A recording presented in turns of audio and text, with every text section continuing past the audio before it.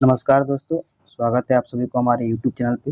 दोस्तों अगर अभी तक आप चैनल को सब्सक्राइब नहीं किए हैं तो प्लीज़ चैनल को सब्सक्राइब ज़रूर कर लीजिए और बेल आइकन को अवश्य दबा दीजिए ताकि हमारी वीडियो का नोटिफिकेशन सबसे पहले आप तक पहुँचे।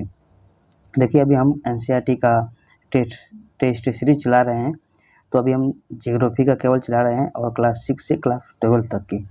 तो क्लास 6 के हम लोग अभी दो चैप्टर कवर कर चुके हैं, पूरी तरह से उसको देख लिए हैं उसका एमसीक्यू। और आज हम लोग क्लास 3 का चैप्टर नंबर 3 का पृथ्वी की गति के जो भी एमसीक्यू है उसको हम लोग देखेंगे। तो जो अभी तक चैनल को सब्सक्राइब नहीं किए हैं और वीडियो को नहीं देखे हैं तो नीचे डिस्क्रिप्शन में लिंक अपलोड है, जा करके आप लोग वहाँ से देख सकते हैं। तो चलिए देखते हैं। आज का हमारा पहला प्रश्न है, नीचे दिए गए कथनों पर विचार कीजिए। कथन ये है, पृथ्वी का अपने अक्ष पर घूमना घूर्णन कहलाता है, तो ये बिल्कुल सही है। और कथन हमारा सेकंड है, पृथ्वी की सूर्य के चारों ओर एक स्थिर कक्षा में गति को परिक्रमण करते हैं।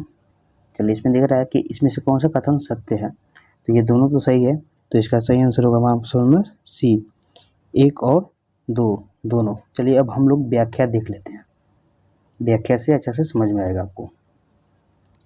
पृथ्वी अपने अक्ष पर निरंतर घूमती रहती है और लगभग 24 घंटे में एक चक्कर पूरा करती है। कितने घंटे में? तो 24 घंटे में। इसे घूर्णन कहते हैं। सूर्य के चारों ओर एक स्थिर कक्ष में पृथ्वी की गति को परिक्रमण करते हैं। इस परिक्रमा को पूरा करने में लगभग 365 दिन 6 घंटे लगते हैं, अतः दोनों कथन सत्य हैं। और मैं एक और सवाल आप लोगों को आज पूछ रहा हूँ कि लीप वर्ष किसे कहते हैं। आप लोग कमेंट सेक्शन में पूरे विस्तार पूर्वक उसका जवाब दीजिएगा। मैं पिछला सवाल पूछा था जिसका जवाब सभी लड़के कमेंट में दिए हैं कि कर्क रेखा भारत के कितने राज्यों से गुजरती है, तो वो 8 राज्यों से गुजरती है। और कुछ सारे स्टूडेंट हैं जो कि 8 राज्यों का नाम लिखे हुए हैं, तो वो बिल्कुल सही है। आप लोग भी एक बार देख लीजिएगा। चलिए अब हम अगला प्रश्न देखते हैं कि पृथ्वी अपने अक्ष पर कितनी डिग्री झुकी है। तो ये कितनी डिग्री झुकी है, कल ही हम लोग पिछले अध्याय वाले जो भी हैं देखे होंगे, उनको मैं बता दिया था कि ये 23.5 डिग्री अक्ष पर झुकी हुई है। आइए हमारा 3 नंबर प्रश्न है, प्रदीप्त वृत्त किसे कहते हैं। तो इसमें 4 ऑप्शन है, देख लेते हैं हम लोग। इसका सही आंसर होगा हमारा ऑप्शन नंबर सी, ग्लोब पर वह वृत्त जो दिन तथा रात को विभाजित करता है प्रदीप्त कहलाता है। देखिए इस चैप्टर में ज़्यादा क्वेश्चन नहीं है, तो आप लोग ज़्यादा चिंता ना करें, वीडियो को बिना स्किप किए पूरा अंत तक देखिए। चलिए देखते हैं इसका व्याख्या हम लोग। पृथ्वी सूर्य से प्रकाश प्राप्त करती है। पृथ्वी का आकार गोले के समान है, इसलिए एक समान में सिर्फ इसके आधे भाग पर ही रोशनी प्राप्त होती है। ग्लोब पर वह वृत्त जो दिन तथा रात को विभाजित करता है उसे प्रदीप्त वृत्त कहते हैं। तो मान लीजिए आप एक टॉर्च ले लीजिए, टॉर्च बढ़िएंगे, और एक गेंदा ले लीजिए, तो जिधर टॉर्च पड़ेगा उधर तो रोशनी होगा। सेम वैसे ही हमारा पृथ्वी हो, और इधर नहीं जाएगा तो इधर अंधेरा रहेगा।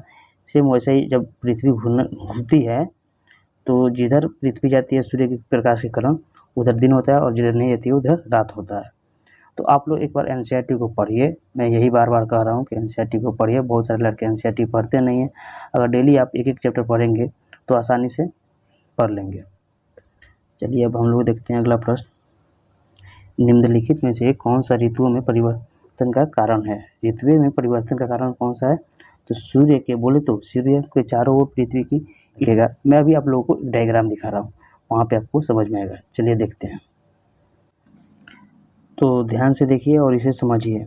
देखिए ये जो है ये हमारा पृथ्वी है, समझ रहे हैं ना, और ये हमारा सूर्य है। देखिए सूर्य का प्रकाश जिधर जैसे पड़ता है वैसे उधर दिन और वैसे रात होता है। ये क्लास 6 के एनसीईआरटी का बुक है, मैं इसका पीडीएफ खोला हुआ हूँ, और ये चैप्टर नंबर 3 है, मैं आपको दिखा दे रहा हूँ। देखिए ये चैप्टर नंबर 3 है, इसी में सब चीज़ है, इसीलिए मैं बार बार बोल रहा हूँ। अगर आप एक बार एनसीईआरटी बुक पढ़ेंगे तो अच्छे से समझ में आएगा। देखिए यहाँ पे दे रहा है 21 मार्च को बसंत ऋतु होता है, और यहाँ पे दे रहा है 23 सितंबर को, इधर 22 सितंबर, इधर 21 जून। देखिए इसमें ऋतु भी दिखा रहा है, इधर बसंत ऋतु होता है, शरद ऋतु, ये भी बसंत ऋतु, और इधर देखिए शीत ऋतु। शीत ऋतु कहाँ, जहाँ पे कि साफ मतलब सूर्य की प्रकाश नहीं पड़ती, वहाँ पे पूरा ठंडा रहता है यहाँ पे इस वाले भाग पे।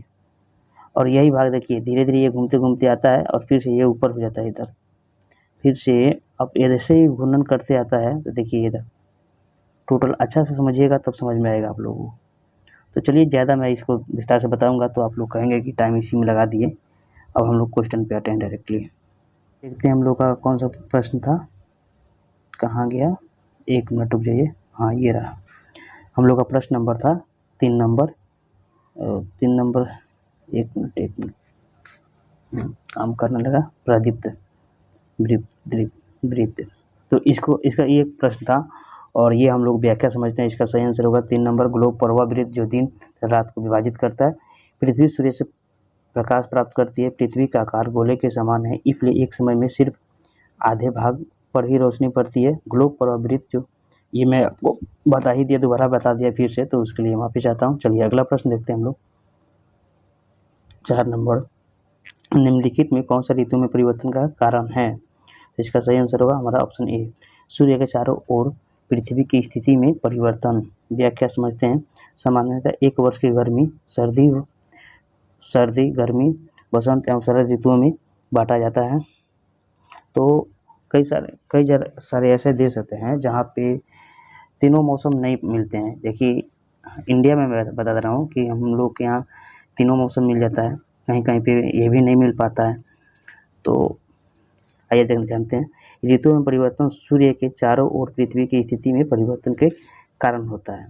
हमारे यहाँ ठंडी भी होती है और बसंत ऋतु भी होती है, गर्मी का भी होता है। अभी गर्मी का मौसम चल रहा है, अभी शुरुआत है। तो चलिए हम लोग अगला देखते हैं प्रश्न। 21 जून को पृथ्वी का उत्तरी गोलार्ध सूर्य की तरफ झुका होता है। सूर्य की किरणें कर्क रेखा पर सीधी पड़ती है, इसके परिणाम स्वरूप अधिक ऊष्मा होती है।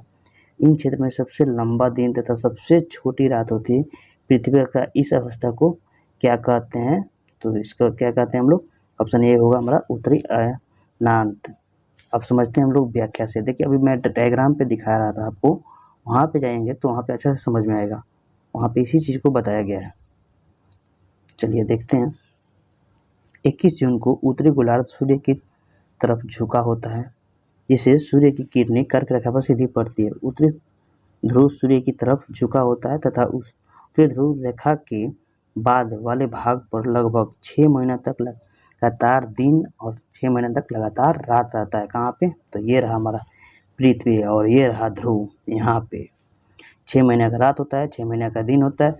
जैसे जैसे परिक्रमा करता है पृथ्वी, तो ये 6 महीने लग जाता है इसको आते आते यहाँ पर, ये वाला भाग दोबारा फिर इधर होने पे, इस साइड होने पे। चलिए अब देखते हैं अगला प्रश्न हम लोग देखते हैं। 6 नंबर, दक्षिण अयनांत के संदर्भ में नीचे दिए गए कथनों पर विचार कीजिए।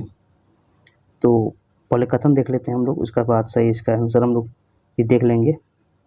दक्षिणी ध्रुव सूर्य की ओर झुका होता है, और कथन 2 हमारा सूर्य की किरणें मकर रेखा पर सीधी पड़ती है। और कथन 3 नंबर है हमारा कि दक्षिण गोलार्ध पर छोटे दिन एवं लंबी रात वाली ऋतुएं होती है। तो इसका सही जवाब आप लोग जरूर बताएं।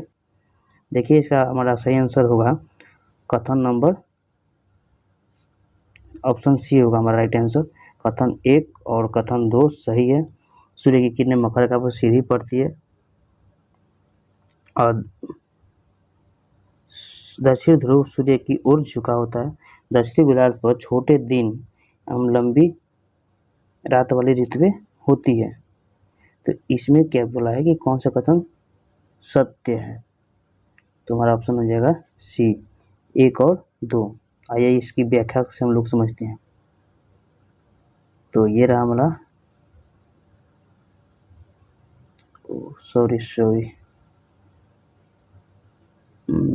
किधर गया? ये रहा व्याख्या। 22 दिसंबर को दक्षिणी ध्रुव के सूर्य की ओर झुके होने के कारण मकर रेखा पर सूर्य की किरणें सीधी पड़ती है। चूँकि सूर्य की किरणें मकर रेखा पर लंबवत पड़ती है, इसलिए दक्षिणी गोलार्ध के बहुत बड़े भाग में प्रकाश प्राप्त होता है। इसलिए दक्षिणी गोलार्ध में लंबे दिन तथा छोटी रातों वाली ग्रीष्म ऋतुएं होती है। पृथ्वी की इस अवस्था को दक्षिण अयनांत कहा जाता है। अतः कथन 1 और कथन 2 सत्य है, जबकि कथन 3 असत्य है। देखिए, ऑस्ट्रेलिया में ग्रीष्म ऋतु में क्रिसमस का पर्व मनाया जाता है, और हमारे यहाँ आपका नवंबर में आ गया, दिसंबर में मनाया जाता है। अपना यहाँ दिसंबर मान लीजिए और उधर ग्रीष्म ऋतु मान लीजिए।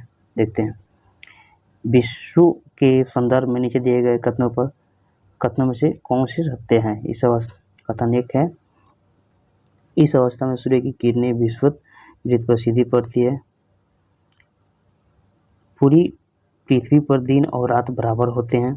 तो कथन डी हमारा होगा सही। उपरोक्त में सही भी कौन है? तो ये तीनों है हमारा। कोई भी ध्रुव सूर्य की ओर नहीं झुका होता है। आइए व्याख्या से हम लोग समझते हैं।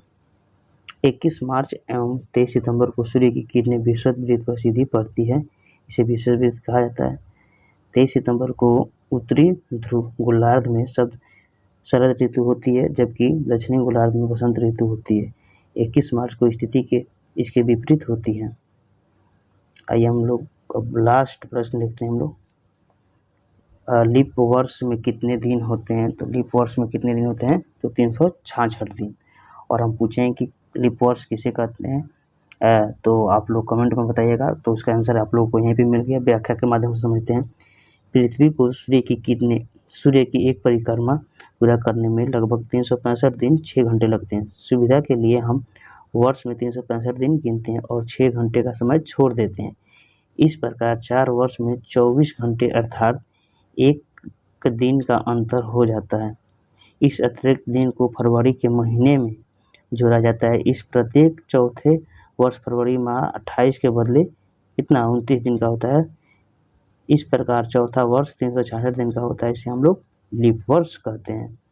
तो दोस्तों, उम्मीद है कि आप लोगों को टोटली समझ में आया होगा जितना भी MCQ कराए हैं। और अगर कोई भी डाउट हो तो आप कमेंट में ज़रूर पूछ सकते हैं, और आप लोग पढ़ लीजिएगा। अगर किसी के पास बुक नहीं है तो टेलीग्राम पे टोटली NCERT का बुक अपलोड कर दिया गया है। और कुछ लड़के बार बार बोल रहे हैं इंग्लिश के लिए, तो इंग्लिश के लिए मैं बात किया हूँ टीचर से। उनका लैपटॉप ख़राब है अभी फ़िलहाल। जब लैपटॉप उनका रिपेयर होकर आएगा उसके बाद से इंग्लिश पे भी वीडियो बनाया जाएगा। तो फिलहाल के लिए इतना ही। तब तक मिलते हैं हम लोग अगले वीडियो में। जय हिंद, जय भारत, वंदे मातरम।